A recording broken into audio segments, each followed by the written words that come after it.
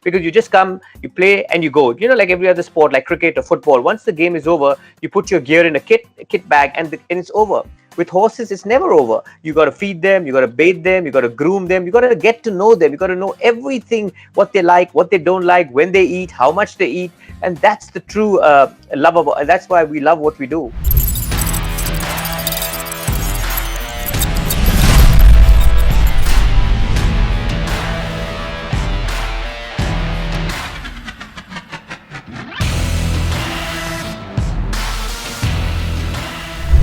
Hello everyone, I'm Niharika Lahoti and I welcome you all to SportsTiger presents Mission Gold in association with SPA. Today I have with me Mr. Imtiaz Anees, who's a former Olympian who represented India at the 2000 Sydney Olympics in the prestigious sport of equestrian. Welcome, sir. Thank you so much for having me on this platform. Pleasure is all ours. Sir, we have recently had, after a 2-decade drought, Fuad Mirza compete for the same event. And not many people know about this event per se, like it's not a very popular event. So if you could just take us through how this event looks like on Olympics, first of all, prima facie. So equestrian is the only sport at the Olympics where a horse is involved, and it's the only sport also where men and women compete at par. So that's good to set the tone. Then we have 3 disciplines. We have dressage, we have show jumping, and we have eventing. Eventing is what I did 21 years ago, and so has Fuad Mirza just done it recently. Eventing comprises of 3 days. The first day is dressage, where we ride our horses in an arena, where there are 3 judges, and we are marked on every movement that we do, on how accurate we are, how calm the horse is, how correct the horse is. So it's a bit like gymnastics. It's when they have to point their toes and how their landing is. It's a bit like that. So it's very accurate and precise. So it takes a lot of years of really becoming a bond and growing that bond with your horse in order to achieve this. The next day is completely different. We change our gear, we change our clothes, we wear a body protector, our horses have boots because it's the dangerous phase. It's actually when we are galloping 4 to 6 kilometers at a very high speed, uphill, downhill, ditches, banks, water. It's called cross-country phase, and it's really quite scary. Also, because the horse has never seen the course, only the rider is allowed to walk it. So the horses see it for the very first time. So again, it's on total trust and training of years and years of building that bond and relationship with your horse that he jumps anything that you put in front of him. So it's pretty intense, and a lot of deaths have taken place in this sport as well. So it's quite scary because when you get in the start box, it's not whether I'm going to finish with, whether I'm going to come first, second, or third. You also have in the back of your mind, I hope I'm going to stay alive. So it's quite Absolutely. Intense. And then it looks like a very dangerous sport as yes, well. Yes, it is. Is that a limiting factor to its popularity because it's so dangerous? No, I think it's adrenaline. It gives you the adrenaline to do it. It's a bit like car racing. It gives you. That's why we do what we do. And then the third day you have to do show jumping.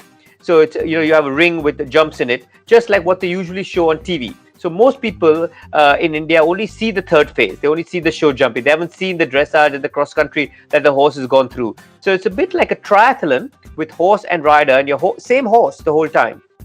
Yeah. So the closest that I would get to it is a triathlon. So it's quite an intense sport, and the points are accumulated every day.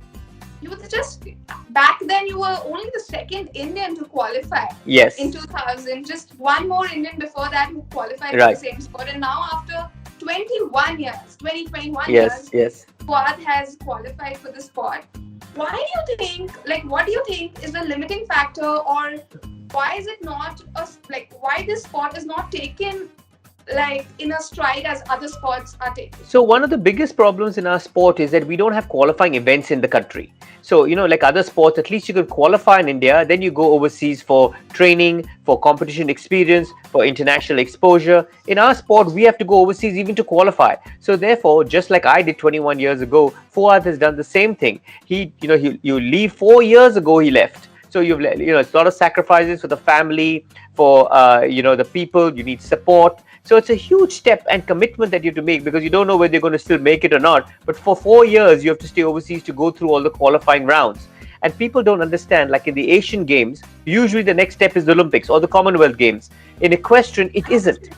because equestrian is quite far below in the Asian game level. So it's like at 1 star, then there's 2, then there's 3, and Olympics is the 4-star level. So it's very, very different from Asian Games. Absolutely. Also, like by the sound of it, it looks like a little bit sophisticated and elite sport. Could that also be a reason for it not being so popular? Because in India, people get attracted, like horses have been a part of our Culture. history. If not all, if at least once a person has ride on the back of the horse. Yet, there are so less people participating or even going for this sport. Yes. Do you believe the fact that it's a little more elitist or I won't say elitist, as a little bit of accessibility has been hard over the years, but it has changed. When I did it, as I keep going back to 20 years, but it was it was an army sport, and it was only held in army cantonment areas. Now it's grown into the other cities. We have lots of riding clubs in places like Chandigarh, in Bhopal, in Punjab, in Bangalore, in Pune. So it's growing and growing. So the accessibility is getting better. Before there was no accessibility, so I don't think more elitist. It's just the accessibility was less. The other thing that it was always associated was with the racing, so it was offshoot of racing, so it only stayed in the big centers, like Delhi, Bombay, Pune, and Bangalore. Now it's going to the 2-tier, the 3-tier cities, so it will take time, but I think the sport will spread everywhere. Because by the looks of it, you participated in 2000 for the Olympics game I'm talking about, and it took almost 2 decades for Fuad to break that drought of 2 decades and qualify for Olympics. And hopefully in the coming years we won't see that drought, this long of a drought, because I think we are moving or graduating towards more different kinds of sports. We Absolutely. can take shooting for example, like even that wasn't a very well-defined sport back in the day.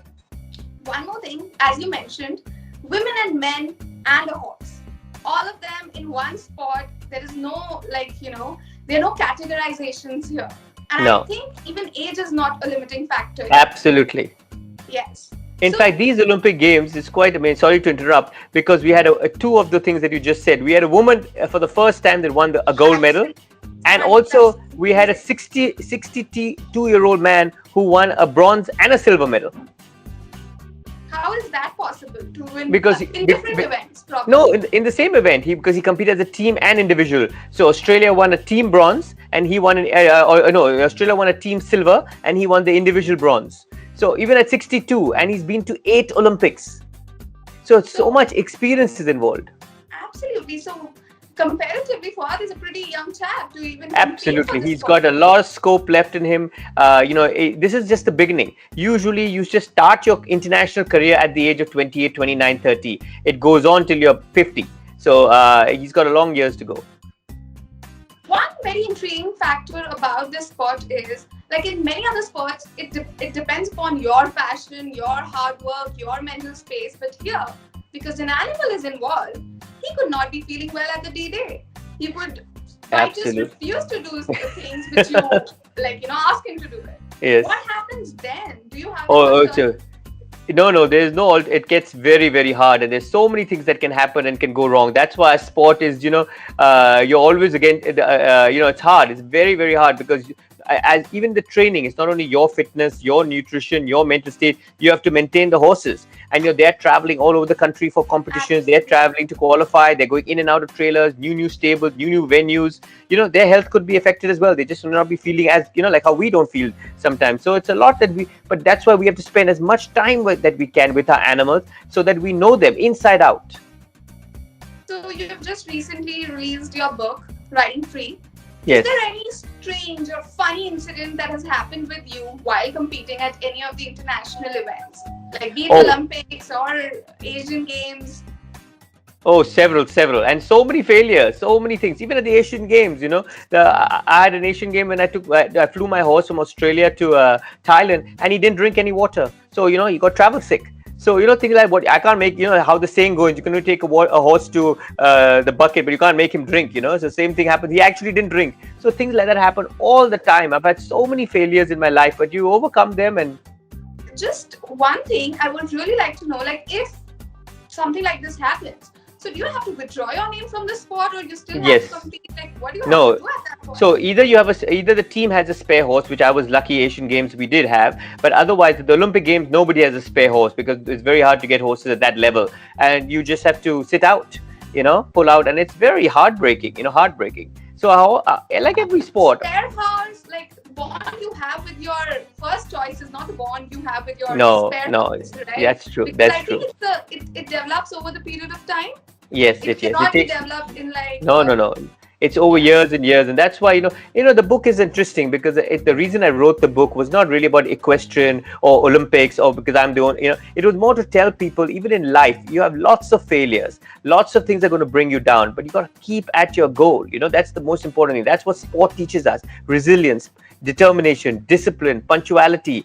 Which I wish we in India as a culture we need to get that more into our kids. Absolutely, absolutely. Because usually we look at athletes and we get inspired by it, but here it's also about maintaining a beautiful bond with an animal, so that he also it's about relationship, and it's about that he needs.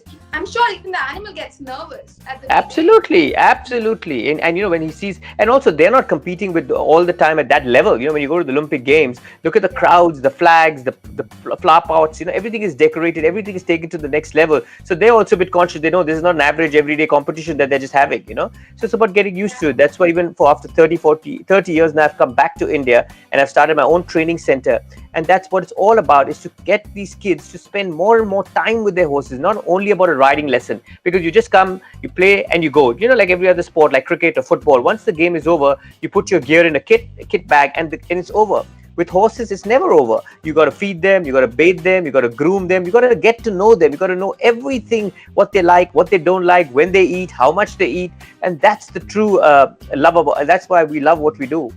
Absolutely. Talking about your book, what inspired you the most to write a book? Like, did you read any autobiographies or any other sport person's Yes, of course. before writing your Yes. So one of the best books that I really related to and I love was Open, Andrea Garcia's book. I think that's a lovely, well said book. It was beautiful. And I always thought this is a way to give back. How can you reach maximum amount of people? In my journey, when you read the book, Niharika, you'll realize the amount of people that actually helped me achieve my goal was unbelievable. I mean, people came from anywhere and there was no exchange of money. It was just from the goodness of their heart. So I really wanted people to know that, if you really want something, the universe does provide. It comes together. It's amazing how it did, but it does. You have to believe in it and just have your faith should be true, what you want, your goal, not for the wrong reasons. But if you have a goal, go for it. Absolutely. Any strange or funny incident you would like to share, like, while competing or while practicing for the game? Anything, like if you can recall. Oh. Well, I'll tell you what's up. A little, because you want to be wanted a funny one. I'll tell you a little bit about. I hope it's funny. I don't know whether it is at that time, but I was going for the Olympic qualifier, and it was in Adelaide Hills, which is right up on as it says Adelaide Hills, in the hills. And I had a small little car with a trailer, So I was going all the way from Melbourne to Adelaide. I was driving in my little small car with everybody in their massive fancy trucks and trailers. And when we got to Adelaide Hills, my truck couldn't climb the hills. So I actually stopped on the road, had to remove my horse on the highway, and you can imagine how good my horse was. And then I loaded him onto a friend's truck. I stopped trucks on the road to say, listen, I need my Olympic horse. I want to qualify with the Olympics. So can you take my horse up the hill? And I loaded my horse onto another truck who took it up the hills. And then I met him at the top and then put him back into my truck, So, absolutely calm with this horse. Yeah, he was amazing. He was just a great natured horse. I was so blessed. That's why I said, it's all about temperament. In life also, even successful people have the right temperament, If you lose it, you get hot. I mean, you're a sports fan. So if you look at for me, like someone like Djokovic, who was 2 sets down in the French Open, and how did he turn around? It's not talent or it's not his game. The other person had a cell. It's his mind. That's what makes him a winner. It's the mind. So it's same with the horses. We always choose horses also on temperament, not on ability. I always believe that, that hard work always beats talent. So if you got the work ethic and you got the temperament, you're going to be successful.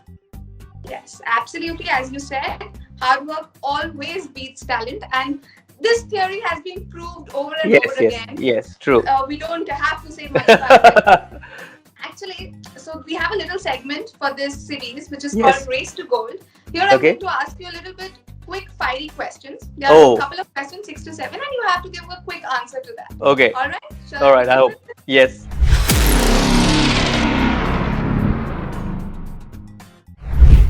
First question. If not an athlete, if you weren't a sports person, or then what you would have done in your life? I think I would have still. Alternative. I think I would still be. I would have been a teacher because I love to educate. I love. What would you have thought? Like which subject? What you would Oh, have sports. Sports. But Yeah. for that you need to play the sport. No, still you can still be a teacher. I mean, yeah, but not a competitive sport. Okay, so that's great. So anything related to sports, you're pretty Yes, sure yes. about that. Yes, All yes. right. So if you could go back in time and repeat that one moment, like which moment you would go back to? Well, I think the one thing I would be my first international win. It was very, very special. You know, it was in Australia. It was 1995, and what made it even more special, I beat the two-time Olympic gold medalist. You know, I mean, he was a double gold medalist. Sorry, Matt Ryan. So that was quite amazing. You know, to be standing there right next to him on the podium, and I was still a kid at that time. You know, so he was like an idol. I would look up to him, and I would, you know, and look at him as my hero. And here I'm standing beating him. So it was a special moment. Happens very rarely. I think one example of hard work beats talent is here as well. When you were so young and just fresh Yes. your hard luck, he must have Right. been a very experienced person. Very Oh, good time extremely. Yeah. Yeah. Then what inspired you? Like if that one moment or one thing that inspired you to that, okay, this is the moment that I want to write a book. That is why I want to write a book. Well, I think with regard to the book, the thing that really inspired me is the students. I've had so many great students, and I always feel this could really reach more because there's only so many people I am in touch with or I'm in contact with, and I felt my book could reach a wider audience. And if I could inspire people to live their dream, whatever it is, it doesn't have to be equestrian. Just live your dream, then I've done my job. Amazing. Yes. The strangest or the funniest thing that you've heard about yourself ever? Oh my God. What's the strangest thing I've heard about myself? Oh, that's a hard one. Probably back in the day when you were competing or you won that first international medal of yours. I think the strangest thing once I was in Australia because I was in a very small town and I walked into this house and the kids had never even met an Indian or seen an Indian. So the person comes in and goes and looks at me and he says and he goes running back to his dad and he says, "Mowgli's here." They thought I was Mowgli from Jungle Book because he had never seen anybody of my color also, So it was that. How long ago it was? About 30 years ago. But that's how sometimes, it was but a very small town. Yeah, but it was small town, small country. They had never seen anything. Only seen, so that was quite funny and quite strange. Someone called me Mowgli. Yeah. Okay, now I'm going to give you like certain adjectives or pronouns. Oh, that okay. You have to say you have to. Oh my God, you're putting me either a define work them out here. Or give one word Okay. to them. All right. Olympics. The pinnacle of every sports person's dream. Horses. Magnificent animals. Absolutely magnificent. Family. Most important.